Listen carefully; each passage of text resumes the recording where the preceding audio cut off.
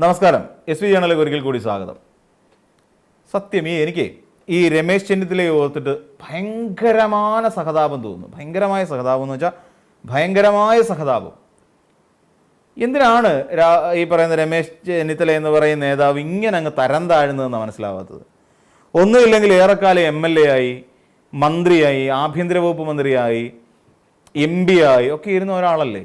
ഇങ്ങനെയൊക്കെ അങ്ങ് അധപ്പതിക്കാമോ എന്ന് തോന്നിപ്പോവും. ഇപ്പം നമ്മൾ ഫേസ്ബുക്കിൽ ഇങ്ങനെ നോക്കുന്ന സമയത്താണ് രമേശ് ജിയുടെ പുതിയ ഒരു പാട്ടുമൊക്കെ ഇട്ടിട്ട് ഒരെണ്ണം വന്നിരിക്കുന്നത്.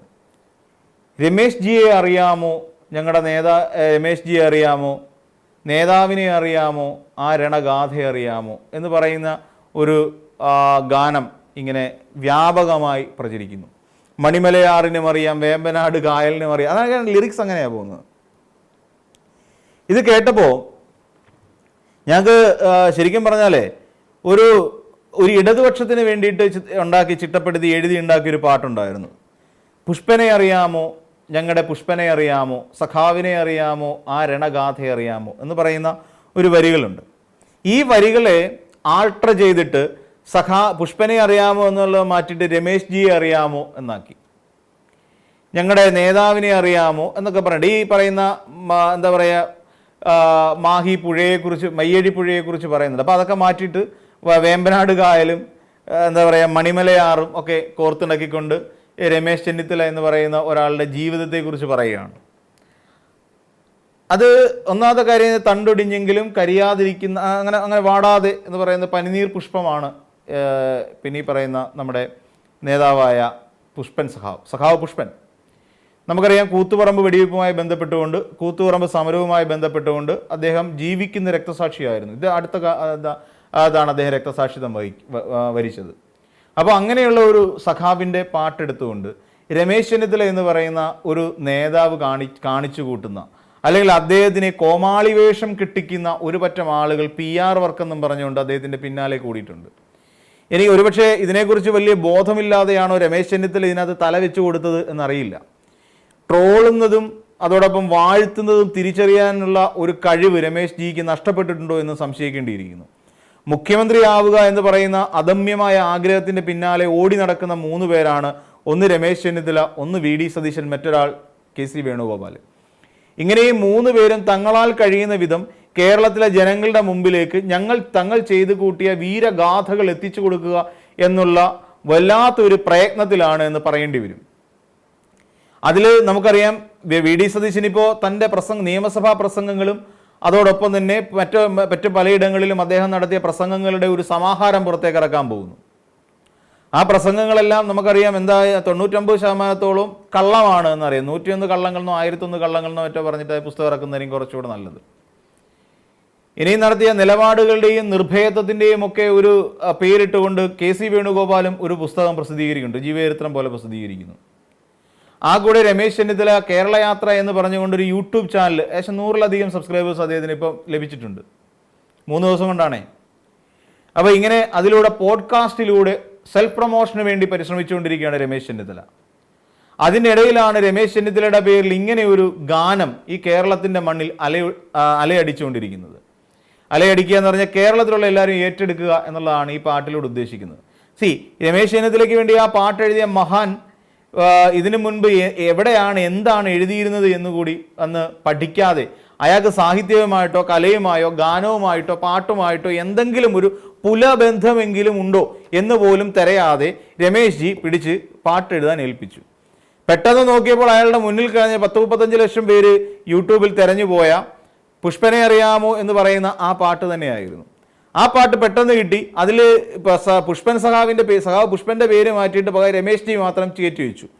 അപ്പം കണ്ണൂരുള്ള മയ്യഴിയാറ് മാറ്റിയിട്ട് പകരം പിന്നെ മണിമലയാറ് കയറ്റി, വേമ്പനാട്ട് കായൽ കയറ്റി. ബാക്കി എല്ലാ വരികളും സെയിം ആണ്. അപ്പം അതിൽ ചില വരികൾ നോക്കുമ്പം ഈ പറഞ്ഞ എന്താ പറയുക, തണ്ടൊടിഞ്ഞെങ്കിലും കരിയാതെ പനിനീർ പുഷ്പം എന്ന് പറയുന്ന ഒരു വരിയുണ്ട്. ഞാനപ്പോൾ ഈ കേട്ടത് മൂലം ആലോചിക്കുകയാണ്, ഈ പറയുന്ന പിന്നെ രമേശ് ചെന്നിത്തലയുടെ തണ്ട് ഓടിയാതെ എവിടെയാണ് കരിയാതെ നിന്ന പനിനീർ പുഷ്പമായി മാറുന്നതെന്ന്, അല്ലെങ്കിൽ രമേശ് ചെന്നിത്തലയ്ക്ക് എവിടെയാണ് തണ്ടൊടിഞ്ഞത് എന്നറിയാൻ വയ്യാത്ത ഒരവസ്ഥയായിപ്പോയി. ഇടതുപക്ഷത്തെ സംബന്ധിച്ചിടത്തോളം പനിനീർ പുഷ്പത്തിന് ഒരു വാല്യൂ ഉണ്ട്. കാര്യം നമ്മൾ VS അച്യുതാനന്ദനെയും നമ്മുടെ സഹാക്കന്മാരൊക്കെ വിട്ടുപോകുമ്പോൾ നമ്മൾ ഉറക്കെ മുദ്രാവാക്യം വിളിക്കുന്ന കൂട്ടത്തിലുള്ളതാണ് ഞങ്ങളുടെ ചങ്കിലി റോസാപ്പൂവേ എന്നാണ് വിളിക്കുന്നത്. കാരണം ഇടതുപക്ഷക്കാർക്ക് റോസാപ്പൂവ് അല്ലെങ്കിൽ ചുവന്ന പൂവിനോട് വല്ലാത്ത ഒരു ഇതുണ്ട്. ചുവപ്പിനെയാണ് ഇടതുപക്ഷക്കാരെപ്പോഴും ആഗ്രഹിക്കുന്നത്, ഇഷ്ടപ്പെടുക. കാര്യം ആ നിറം ചുവപ്പാണ്. അപ്പോൾ പനിനീർ പുഷ്പത്തിന് അല്ലെങ്കിൽ ഇടതുപക്ഷ പാർട്ടികളോട് വല്ലാത്ത ഒരു അടുപ്പമുണ്ട്. കണ്ണേകരളെ VS ഞങ്ങളുടെ ചങ്കിലെ റോസാപ്പൂവേ എന്നാണ് നമ്മളെല്ലാ പറയുന്ന മുദ്രാവാക്യം എല്ലാവരും വിളിച്ചത്. അപ്പോൾ അത്രത്തോളം പ്രാധാന്യമുണ്ട്. ഇവിടെ രമേശ് ചെന്നിത്തലയുടെ തണ്ട എവിടെയാണ് ഒടിഞ്ഞിരിക്കുന്നതെന്ന് മാത്രമായി എഴുത്തുകാരന് മാത്രമേ അറിയുള്ളൂ. രമേശ് ചെന്നിത്തല എങ്ങനെയാണ് പനിനീർ പുഷ്പമായി മാറുന്നത് എന്നും നമുക്കറിയില്ല. അങ്ങനെ പനിനീർ പുഷ്പമാകാൻ മാത്രം രമേശ് ചെന്നിത്തല എന്തെങ്കിലും കേരളത്തിൽ ചെയ്തിട്ടുണ്ടോ എന്നും അറിയില്ല. ആ രണഗാഥ അറിയാമോ എന്ന് ആരോട് ചോദിക്കുകയാണ്? ഇവിടെ രമേശ് ചെന്നിത്തല ജയിച്ച രണഗാഥകൾ എന്തൊക്കെയാണെന്ന് കഴിഞ്ഞ 10 വർഷം കൊണ്ട് കേരളത്തിലെ കുട്ടികൾക്കാർക്കും അറിയില്ല. രമേശ് ചെന്നിത്തല എന്ത് നയിച്ചു എന്നുള്ളത്. എന്താണെങ്കിലും രമേശ് ചെന്നിത്തലയെ സംബന്ധിച്ചിടത്തോളം ഈ തെരഞ്ഞെടുപ്പിന് ശേഷമാണ് ഈ ഇമാതിരി കോമാളിത്തരങ്ങളും കോപ്രായങ്ങളും കാട്ടിക്കൊണ്ടിരിക്കുന്നതെന്ന് ആലോചിക്കുമ്പോൾ ഇതിൻ്റെ പിന്നിലുള്ളത് കേവലം വോട്ട് പിടിക്കുക എന്നുള്ള ലക്ഷ്യമല്ല, മറിച്ച് മുഖ്യമന്ത്രിയാവുക എന്നുള്ളതാണ് ഈ 3 പേരുടെയും പ്രാഥമികമായ ലക്ഷ്യം എന്ന് നമുക്ക് മനസ്സിലാവും. ഈ 3 പേരും വല്ലാതെ ആഗ്രഹിച്ചിരിക്കുന്ന ഒരു സീറ്റാണ് മുഖ്യമന്ത്രി പദം. അതിനുവേണ്ടി കിടന്ന് വ്യാകുലപ്പെടുകയാണ് എന്നുള്ളതാണ് മനസ്സിലാക്കേണ്ടി വരുന്നത്. ഇനി ചെന്നിത്തലയെ സംബന്ധിച്ച് ഹരിപ്പാട് ചെന്നിത്തലയുടെ നില അത്രയ്ക്ക് സേഫ് അല്ലാത്ത ഒരു സാഹചര്യമുണ്ട് എന്നാണ് അവിടെ നിന്ന് കിട്ടുന്ന വിവരം.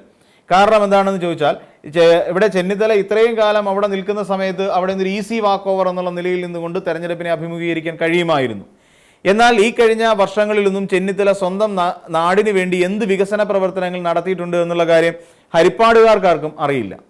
അവിടുത്തെ ആശുപത്രി വികസനമാകട്ടെ, അതോടൊപ്പം അതിനോട് റോഡ് വികസനങ്ങളായിക്കോട്ടെ, ഇതൊന്നും തന്നെ രമേശ് ചെന്നിത്തല എന്ന് പറയുന്ന ഒരു MLA കൊണ്ട് വലിയ തോതിലൊന്നും നടപ്പിലാക്കാൻ സാധിച്ചിട്ടില്ല എന്നുള്ളതാണ് അവിടുത്തുകാർ ഉന്നയിക്കുന്ന ഏറ്റവും പ്രധാനപ്പെട്ട ഒരു ആരോപണം.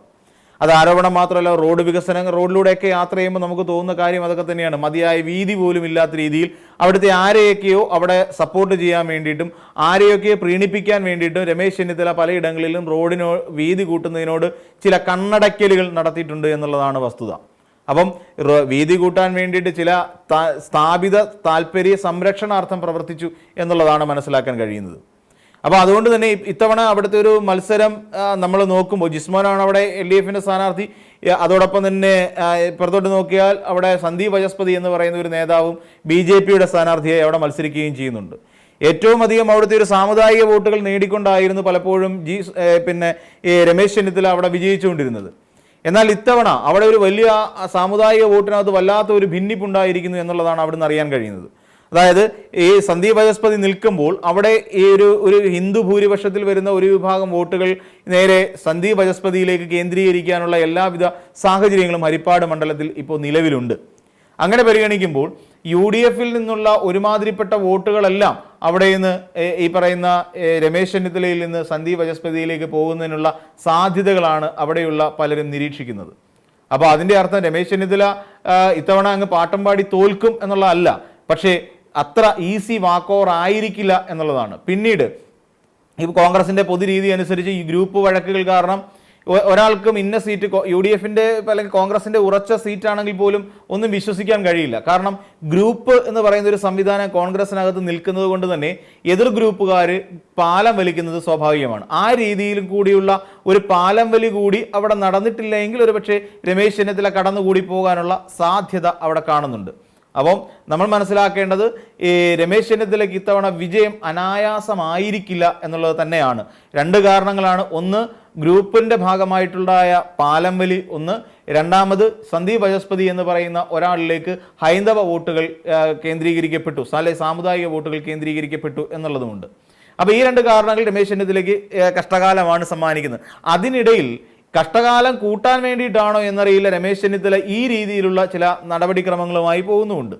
നമുക്കറിയാം, ഇപ്പോൾ ഒരു സാധാരണ ഒരാൾ യൂട്യൂബ് ചാനൽ തുടങ്ങിയാൽ, അതും വിശേഷിച്ച് രാഷ്ട്രീയക്കാരനായ ഒരു വ്യക്തി രമേശ് ചെന്നിത്തലയെ പോലെ കേരളത്തിൽ ഏറെക്കാലം MLA ആയും മന്ത്രിയായും MP ആയും ഒക്കെ ഇരുന്ന ഒരു നേതാവ് ഒരു യൂട്യൂബ് ചാനൽ ആരംഭിക്കുമ്പോൾ 3 ദിവസം കൊണ്ട് വെറും 100-ലധികം സബ്സ്ക്രൈബേഴ്സിനെ അല്ലല്ലോ സമ്പാദിക്കാൻ കഴിയുക.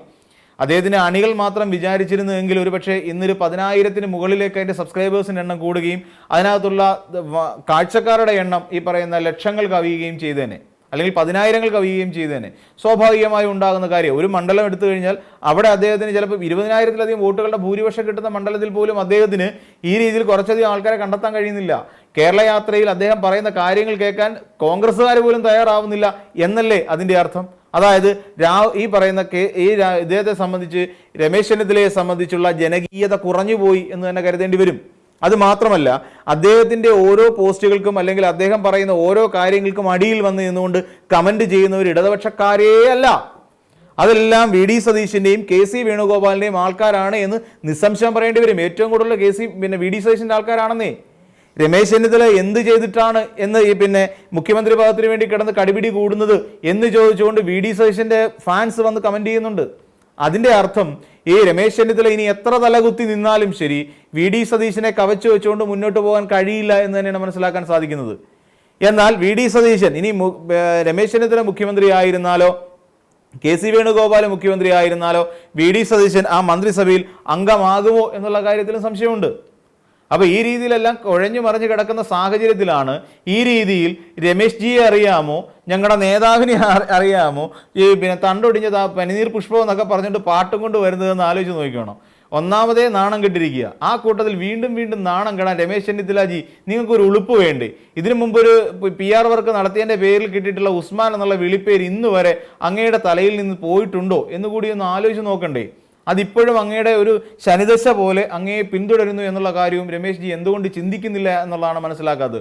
ഒന്നുകിൽ കാശ് മുടക്കി കൊള്ളാവുന്ന ഏതെങ്കിലും PR ഏജൻസിയെ കാര്യങ്ങൾ ഏൽപ്പിക്കുക, ഇല്ലാന്നുണ്ടെങ്കിൽ ഈ പണിക്ക് നിൽക്കരുത്.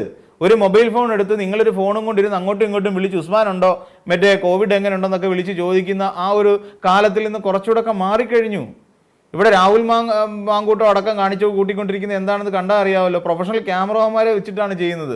അതുപോലെ പ്രൊഫഷണൽ എഴുത്തുകാർ ഇച്ചിരി പൈസ മുടക്കുന്നേ, അല്ല ഇങ്ങനെ നാണം കെട്ട് നാശമായി പോവും. ഏറ്റവും ഒടുവിൽ അധികാരവും കിട്ടത്തില്ല, നാണക്കേട് മാത്രം ബാക്കി എന്ന് പറയുന്ന ഒരവസ്ഥയിലേക്ക് ചെന്നിത്തലാജി എത്തും. അപ്പോൾ നമുക്ക് മറ്റൊരു വീഡിയോയുമായി വീണ്ടും കാണാം.